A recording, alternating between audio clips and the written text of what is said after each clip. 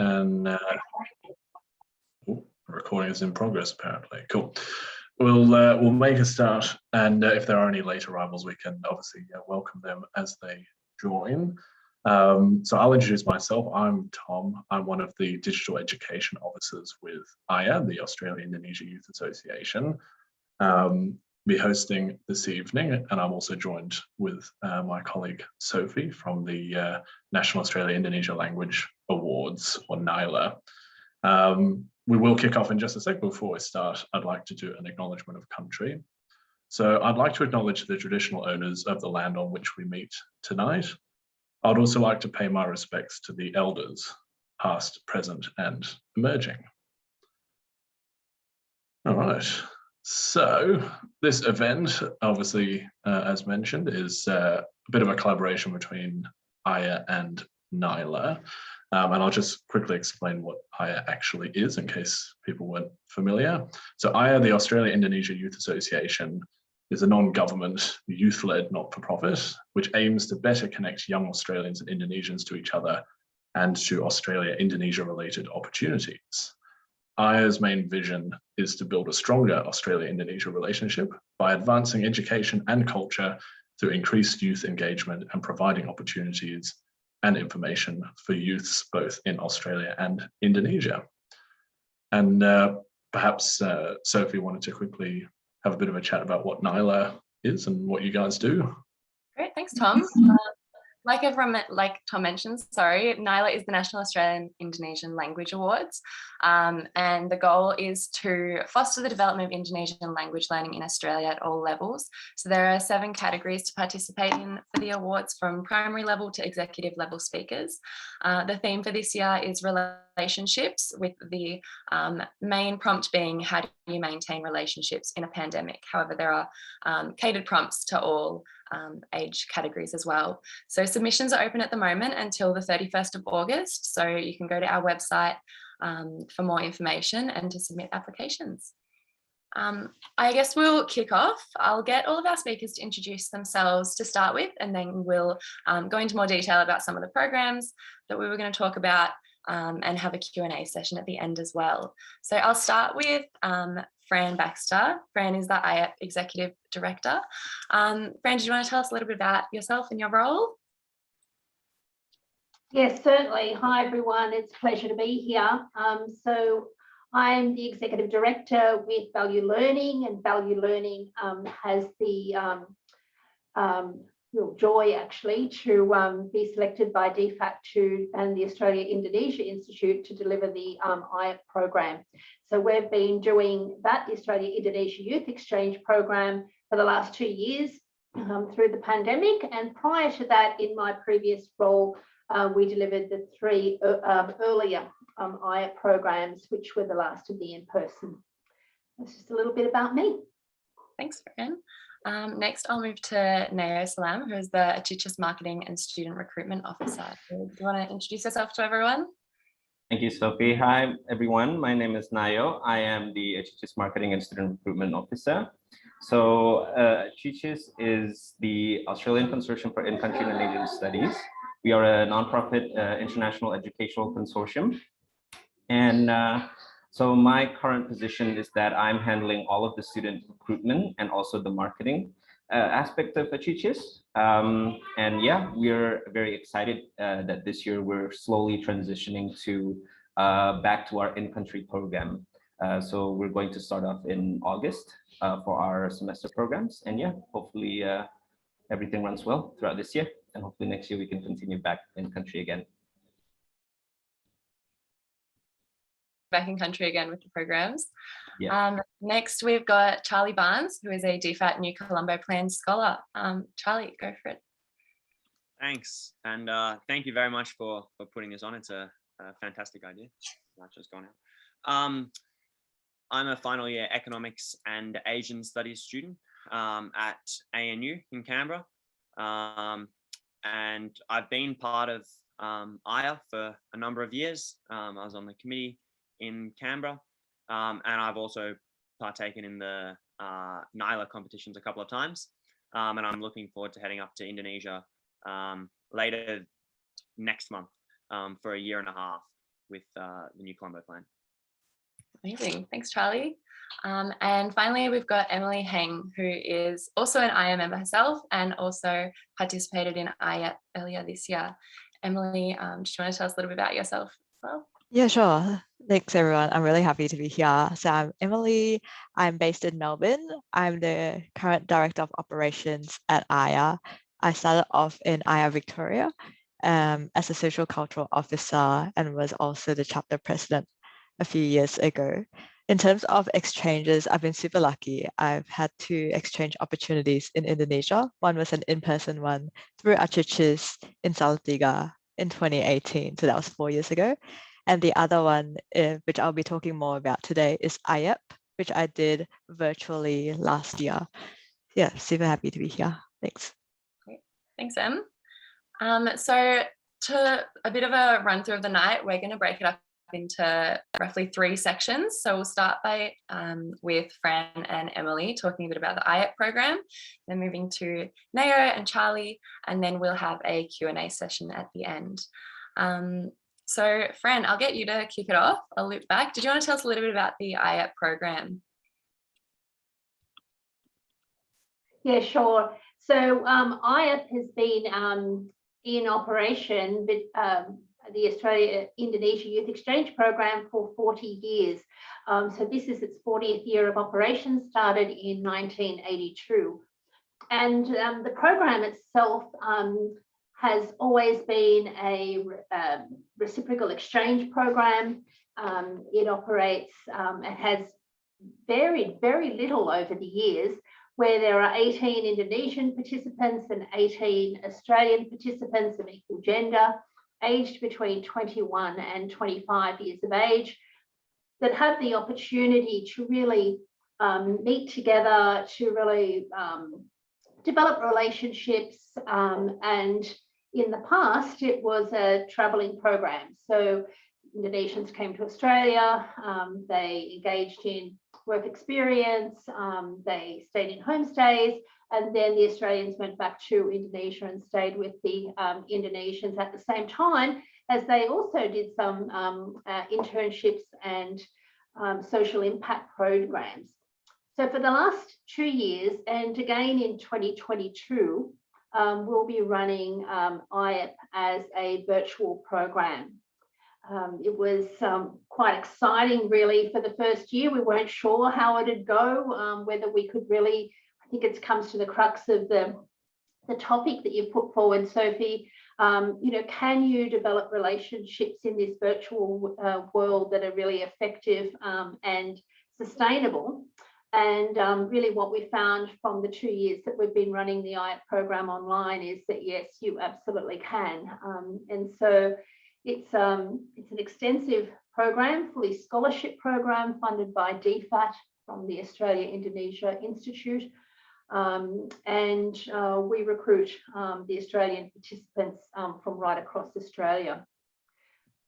I can probably talk all night. No, it sounds really awesome. And in terms of, because you said obviously just now that you take participants from all over Australia, and indeed, of course, Indonesian participants as well. It was an exchange program. Mm-hmm. So beyond that, are there any sort of specific or particular eligibility requirements that you look for, or that would be sort of relevant for people to be aware of? Mm-hmm.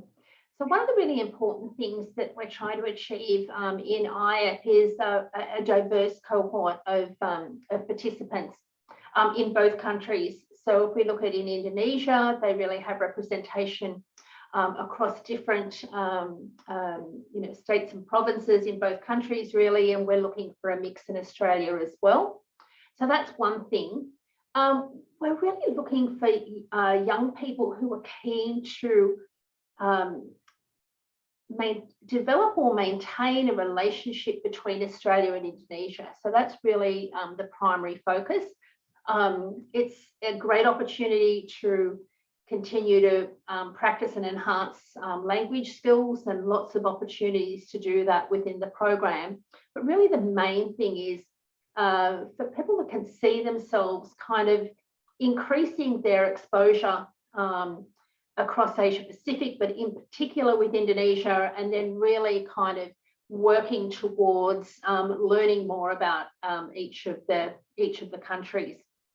And one of the things that does happen in the IAP program is that one Indonesian and one Australian work together as in counterpart pairs. And so it really gives the opportunity to develop a stronger relationship within those pairs, as well as quite a bond across the cohort themselves. And we've seen plenty of evidence of counterparts that still stayed, that have met first in the 80s and has still got a very strong relationship to this day, and can tell you stories about their experiences together over the years. So it really is a people-to-people program, primarily designed to enhance the relationship and the personal connections.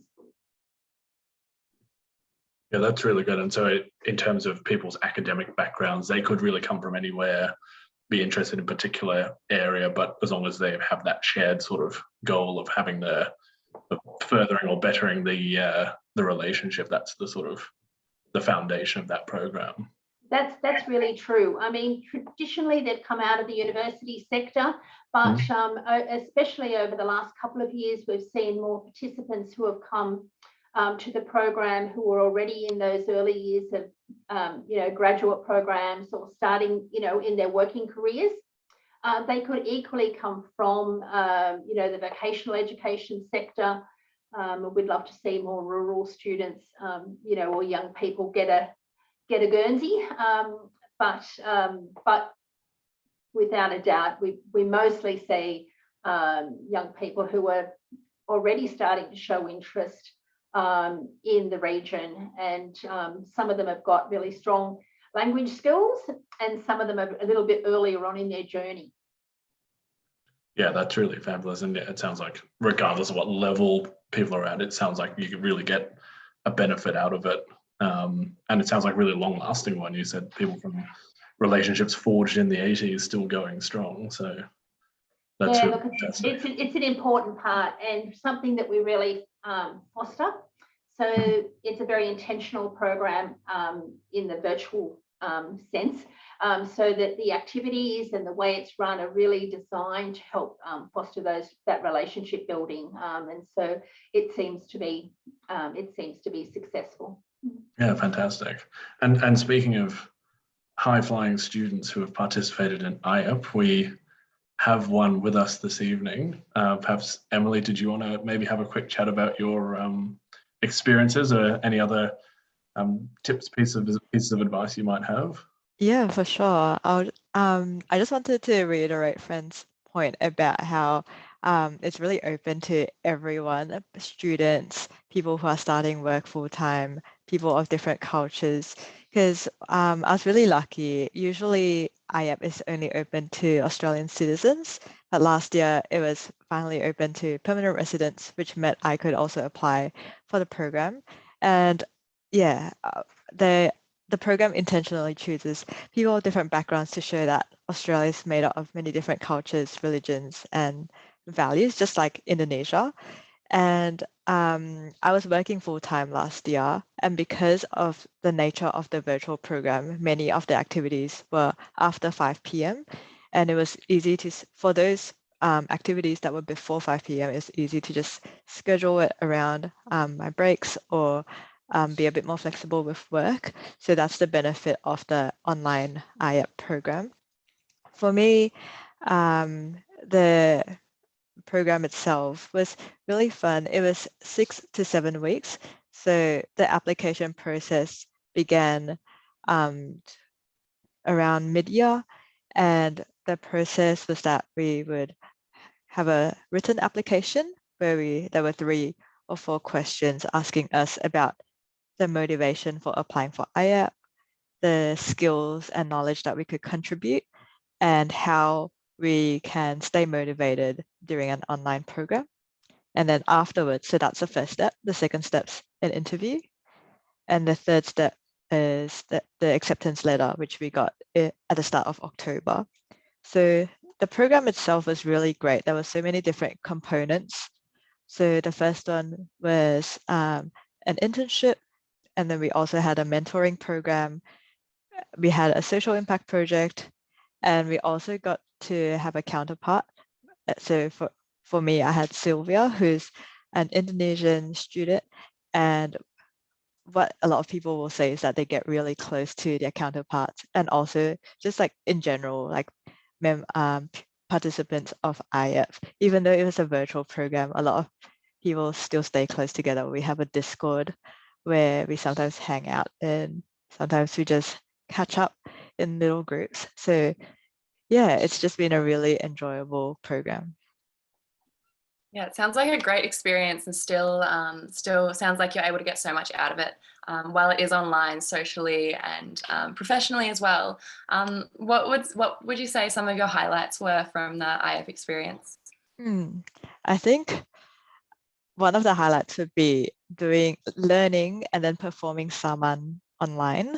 So this is a bit of a tradition across all generations of IF, I think, and Fran, you probably agree to this, but most cohorts would learn the saman dance, and in person, I feel like it would be a bit easier.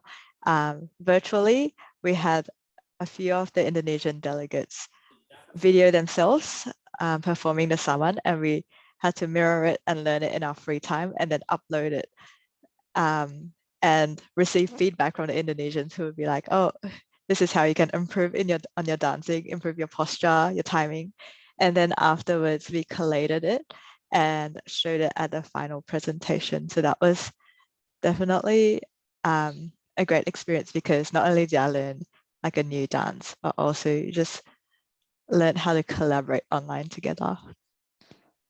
I wish we knew that ahead of time and we could have shown it for everyone. Maybe next time. They did an amazing job, and it is not easy. And thank heavens that the Indonesians can always pull some technical people out of their hat, to kind of make all the videos come together and look fantastic. Yeah, amazing. But it's important, because one of the really key things about doing that, and it's right through IF, is that learning to work together in multicultural or cross-cultural teams. And so, working on the internships, so the Australians work with an Indonesian organisation, the Indonesians work with an Australian organisation. They have 3 weeks of online internships before 3 more weeks of social impact projects. And the social impact projects really test working together in small groups. It's a challenging experience, when you've got to give and take around differences of how people do things. So I think when you think about the benefits, that's really a key benefit, and very real and very effective in this virtual world, as well as obviously when you have the opportunity to do it in person. Definitely. And on the point of the internships, what are kind of some of the organisations that students get placed in, and what are some of the professional opportunities that you would say come from these experiences? Well, when we looked at the Australian participants in Indonesia, they were placed, a number of them were placed in university placements. We had interns at REDAR, the humanitarian organisation, the Australia-Indonesia Centre. There was one of the law students was in a legal firm in Indonesia. Travelism, for those that are interested in hospitality or tourism, School of Government and Public Policy. So there's really quite a wide cross-section, and also for the Indonesians, we really try to place them in an organisation that's going to give them benefit. So it's not always exactly like their career direction, but it is one where in each case you're learning to work within the different norms of the business world in that particular country. So I think that's absolutely one of the key benefits. I think the other one is probably around the networking opportunities. One of the things that unexpected benefit, I think, we found was in a small cohort online, and definitely when you are in this virtual world, you've actually got everyone there's so much opportunity to bring in good speakers. We had webinars every week, and opportunities for the delegates to, to ask questions, to go into breakout rooms. So there was a lot of interaction with all of the trade commissioners, for instance, was one of them, the consuls in Makassar and all the Indonesian consul generals around Australia that had access to either being in-person events, within their own state or online events. John Thwaites, foremost kind of expert in Australia on the Sustainable Development Goals and climate change, was someone that, just a very small group of 36 people got to ask questions of. So that ongoing networking, we found many of the speakers shared their LinkedIn profiles, said reach out to us, as did the mentors. So that professional support and mentoring and ongoing networking, I think, is definitely a major professional skill development opportunity. That sounds really incredible, and it's awesome that you get such good engagement from those people that are there as mentors and sort of those people in the different industries. But it sounds like, even as a slightly broader observation, it probably doesn't matter what your particular academic discipline is, you're probably going to get something really cool out of doing IEP if you are interested in that Australia-Indonesia relationship. And there's going to be those opportunities to engage with mentors from across the board. So that sounds really fabulous. I wish I'd done it now when I was a student. I think we'll let Fran and Emily, we'll let you rest your voices for just thank you very much. And we'll hear from our other, but you're not off the hook yet. We've got some questions for you later. But we'll throw to our other two wonderful speakers this evening. And we might start with Charlie, if you wanted to maybe introduce yourself a little bit. Obviously, you already have earlier. And maybe talk a little bit about what you've been up to of late, particularly with regards to the application process that you've been going through. Sure. Perhaps I might start by just outlining very briefly the New Colombo Plan program. I'm sure many of you already know, have a good understanding of what it is. But essentially, each year DFAT sends roughly 150 undergraduate students to 30 odd countries in Asia and the Pacific. And each year, roughly 9 go to Indonesia. So I'll be joining a cohort of 8 others. And the cohort of students, although they have to be undergraduates, within that are very diverse. So I'm probably one of the least diverse, not only because I'm a white male, but also because I'm studying economics and Asian studies, which are rather traditional. There are students going to Japan to study music, South Korea to do tech. And so the diversity of scholars is quite impressive, I think. So my plan while I'm there, I have 2 semesters of exchange that will count towards my degree here at ANU.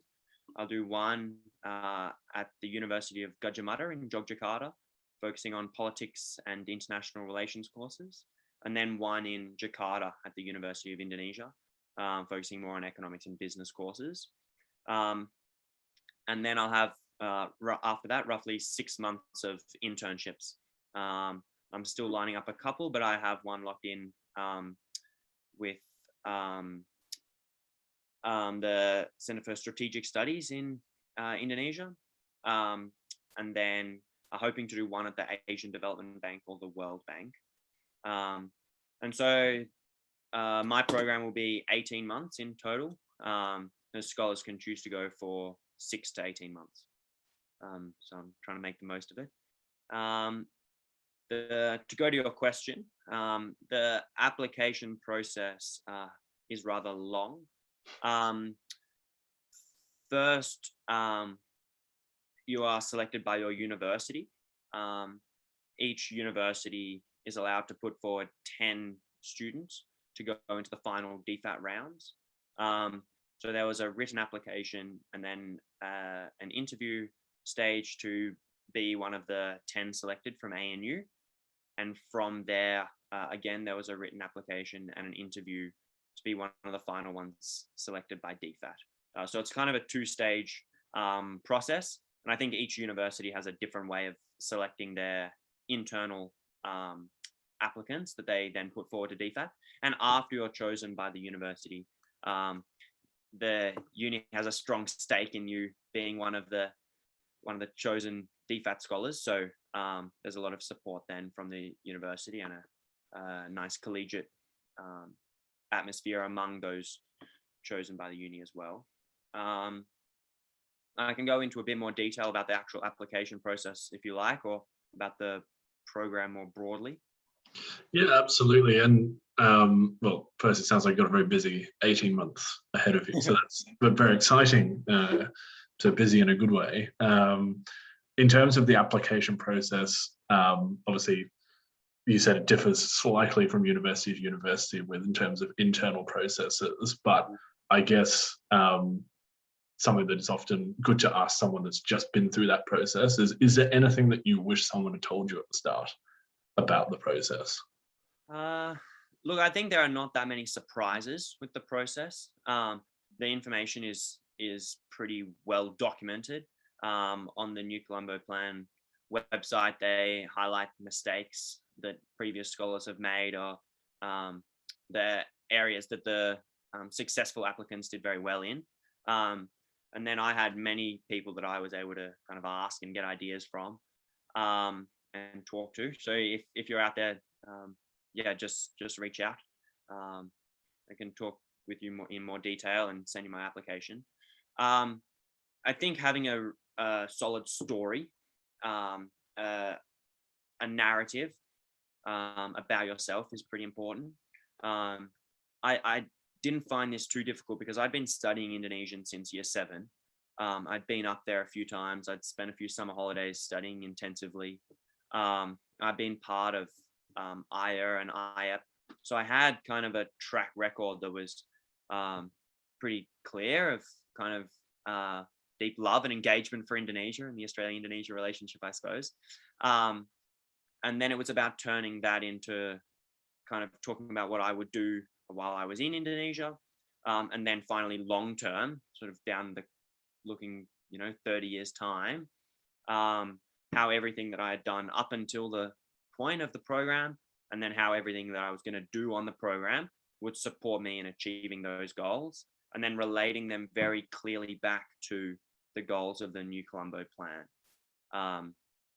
And so in that way, I think I was able to sort of bundle it up rather nicely, so that it was all, one narrative, I suppose. For those that don't know, some of the key goals of the New Colombo Plan program are the improving the people-to-people links between Australia and Indonesia, and getting that real close engagement between students that then become strong connections professionally later down the track, but also through businesses and institutions in Australia and Indonesia. The kind of 3 elements of the New Colombo Plan are language study, university study, and internships and mentorships. And so through those 3 or 4 pillars, and students are given the opportunity to really dig down into the weeds of the country that they're going to, and develop those really strong relationships that serve not only each of the scholars, but also the country, Australia, and the recipient country as well. Thanks, Charlie. It sounds like you've got a lot of experience leading up to this. I know you said you visited Indonesia a few times in the past. Do you have any other tips for students that want to apply, or any programs they can be a part of, or groups they can join to increase their skills within the Indonesia-Australia space, or that might give them a bit of a leg up in the application process? Yeah, I think we're joined by 3 this evening, right? Nyla is fantastic, Aya is fantastic, and IAP is also fantastic. So that's a good place to start, to have to be able to show very clearly that you know, you've been thinking about Indonesia and the Australia-Indonesia relationship before you've thought about applying for New Colombo Plan, I think is pretty important. You know, the financial support of the program is great, but it has to be about much more than that. And I think if you see it just as a paid holiday to Asia, then I think I know a couple of people who have seen it like that, and it's pretty easy to see through that. So a track record is pretty important, and these programs are great ways of demonstrating that, but also that they give you an understanding of what Indonesia is like, and where the Australia-Indonesia relationship is strong, and where there are gaps, and how you or others might fill that gap, and what the opportunities are, and all these sorts of things that make the application strong. Yeah, but also contribute to your worldview. Great. Thanks so much, Charlie, and looking forward to keeping track of your experience as well. It sounds like it's going to be an amazing opportunity. I might move to Neo now. Correct me if I'm wrong, but another aspect that the NCP can be applied to is to the Achichis program. Neo, did you want to run us through what the Achichis programs offer and a little bit about them? Yeah, sure. Thanks so much, Sophie. Yeah, so Achichis itself is a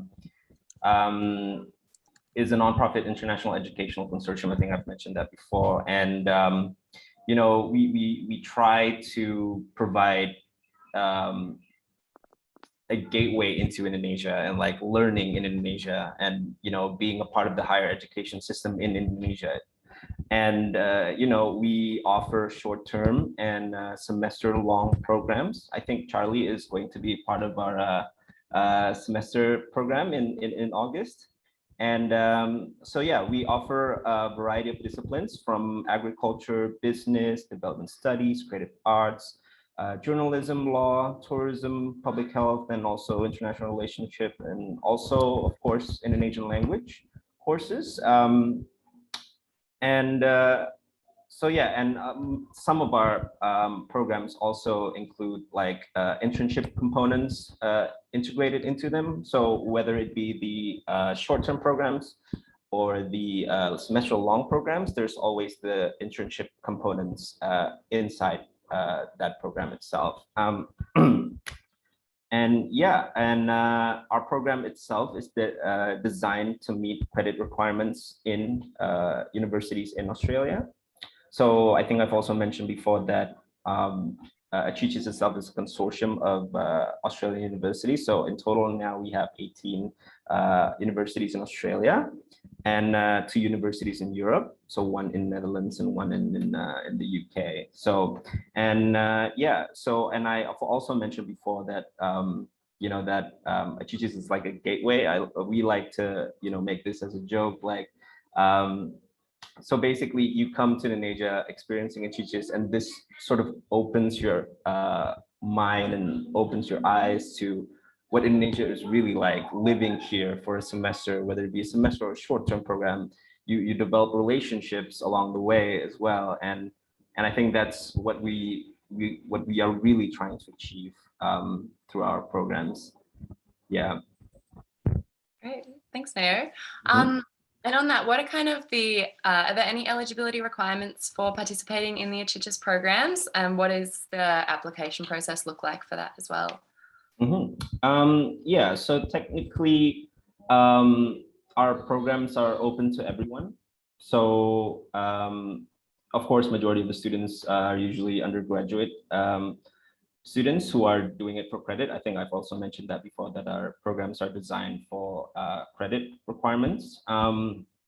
But we don't so we've also had participants who are you know, applying to an Achichis program purely for development purposes or for the internship aspect of it.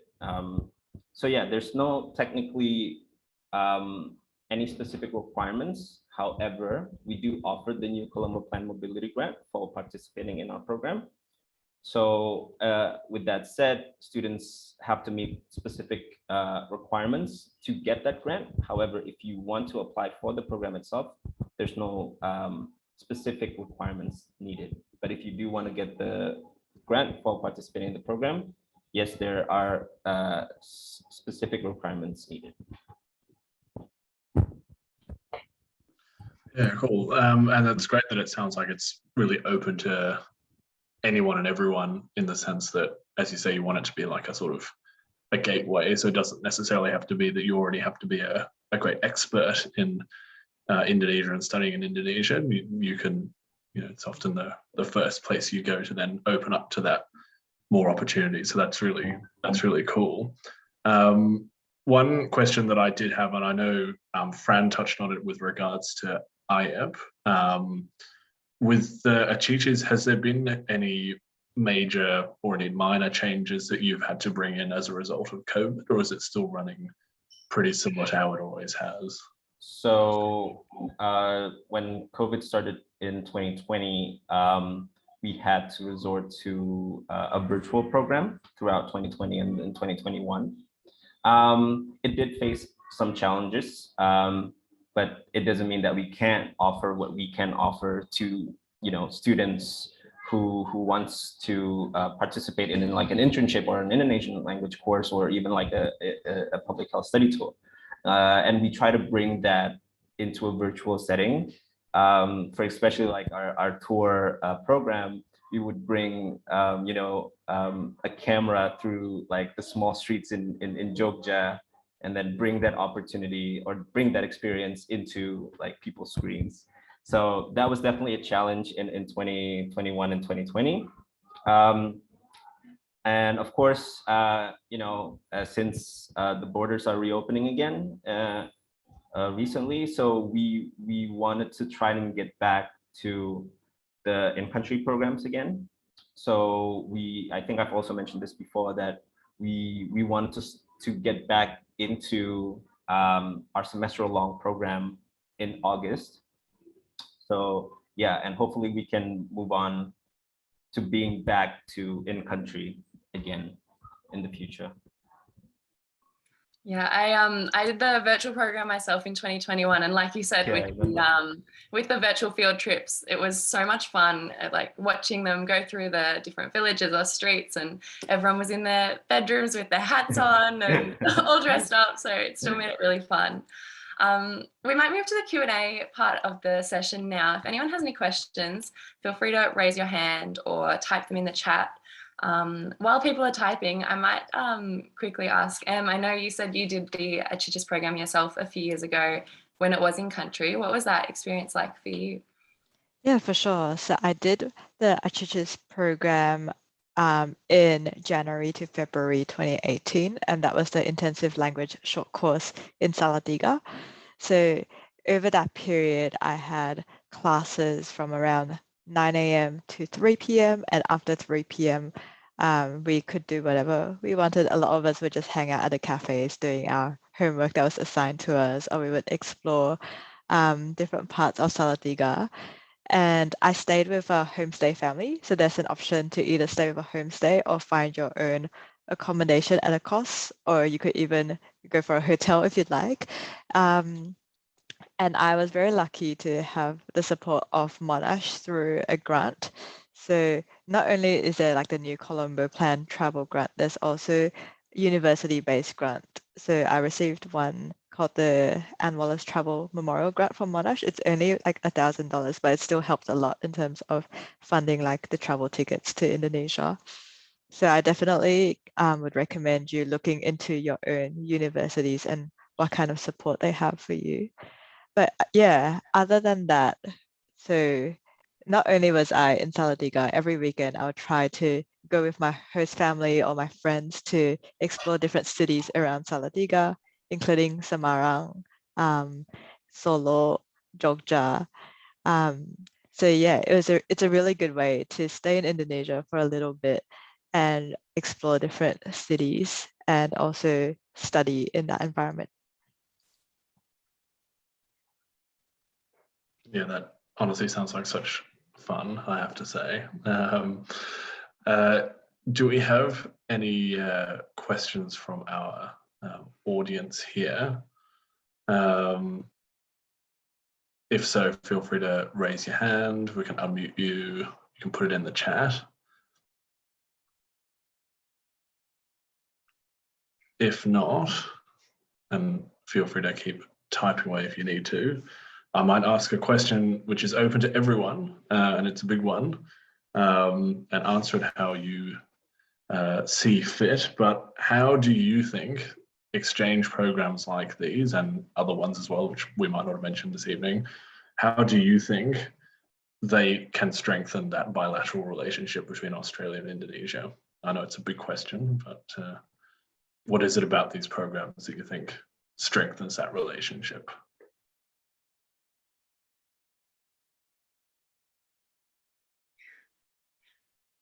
I'm happy to start.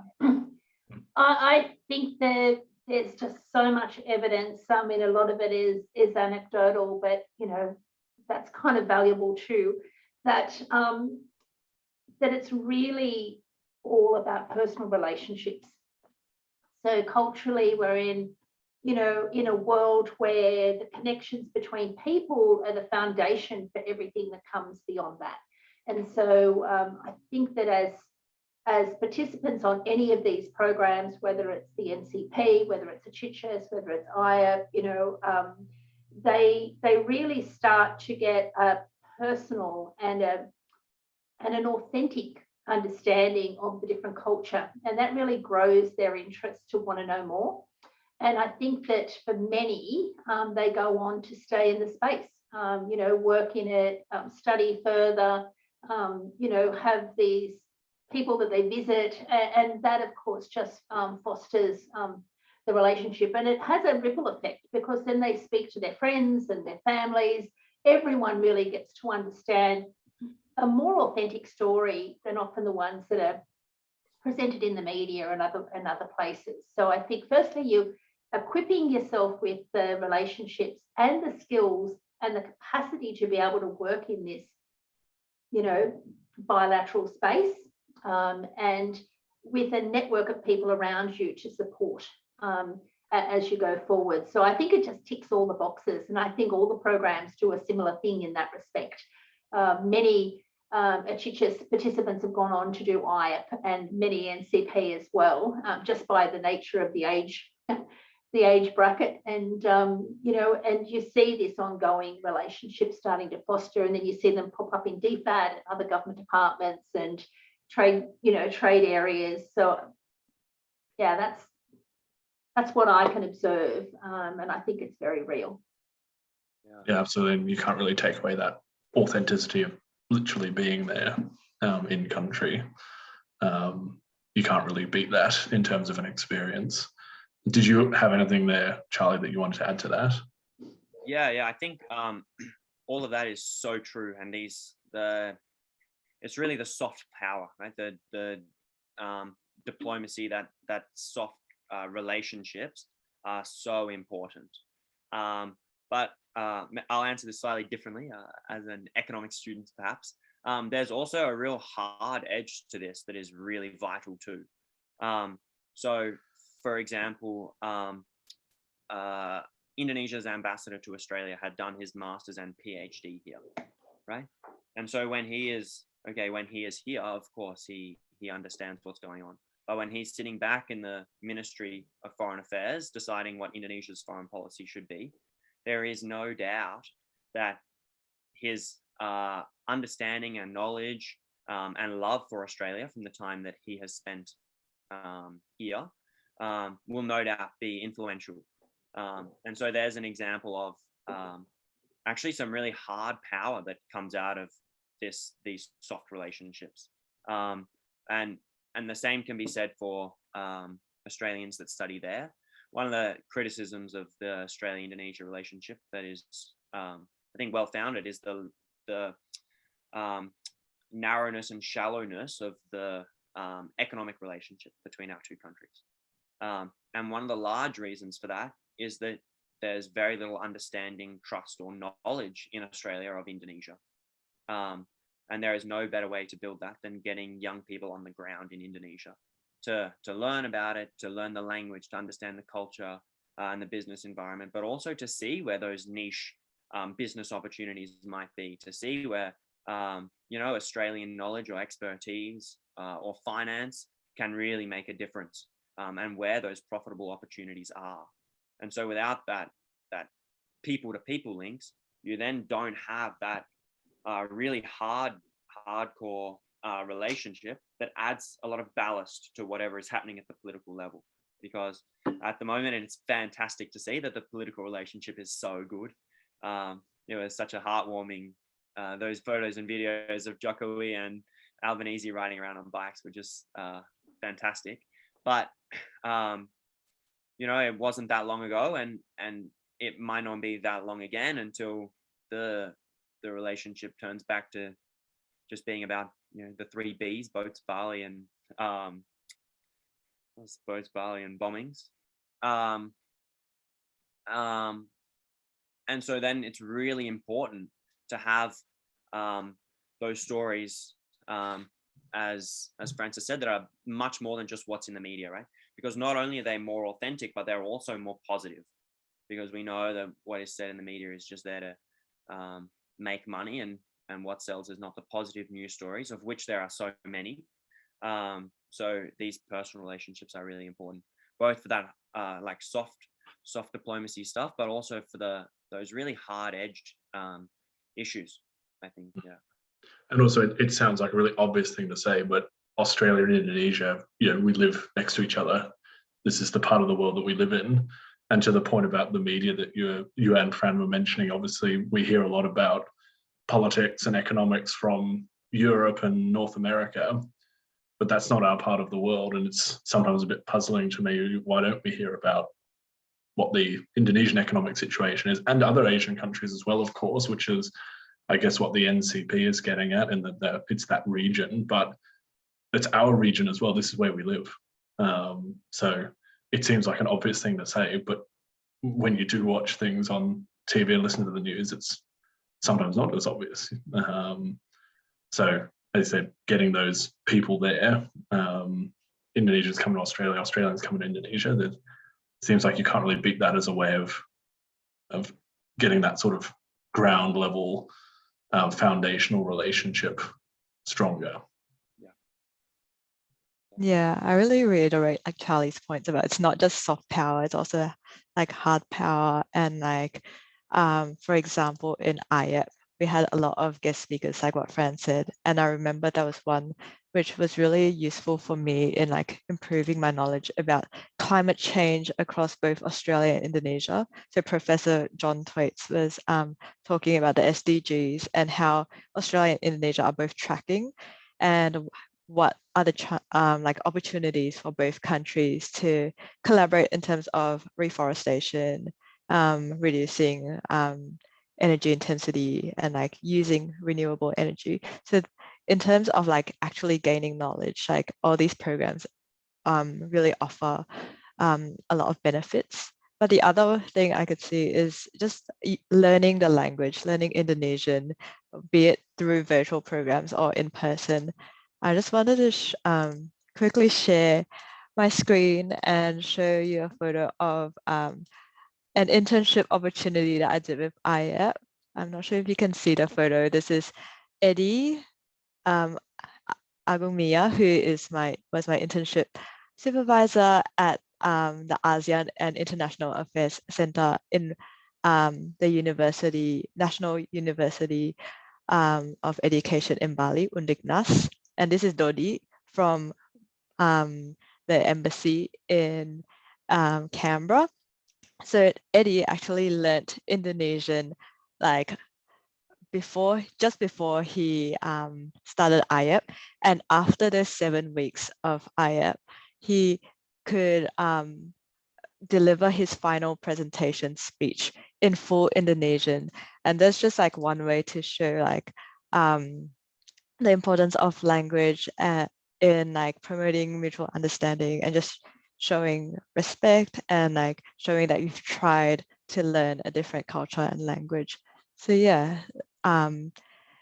even though it wasn't in person, he still really made the effort to learn it using his counterpart, and like just by having all of us collaborate in a Google Doc to identify common phrases that we could all use.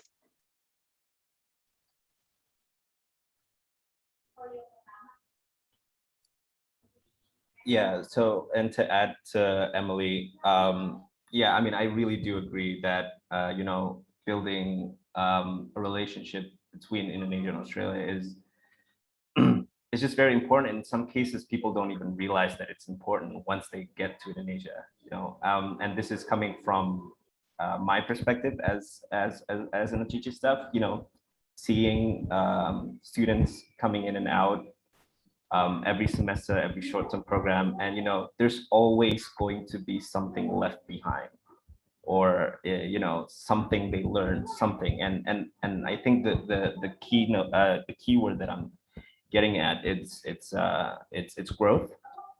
You know, when Australians come to Indonesia, when they're studying at an institution, they have to conform to institution rules, and you know, how they dress, and how you know, how Indonesian students react to one another, contact with one another.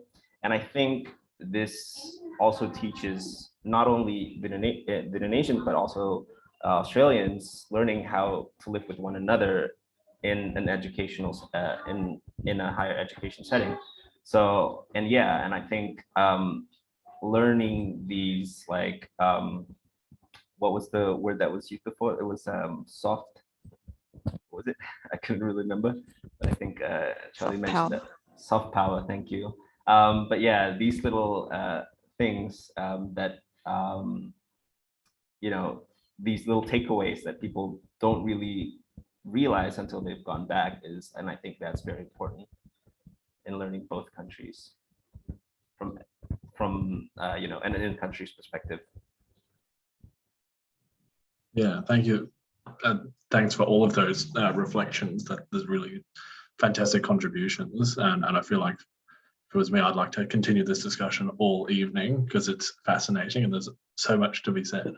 But I think in terms of this webinar, our time is up.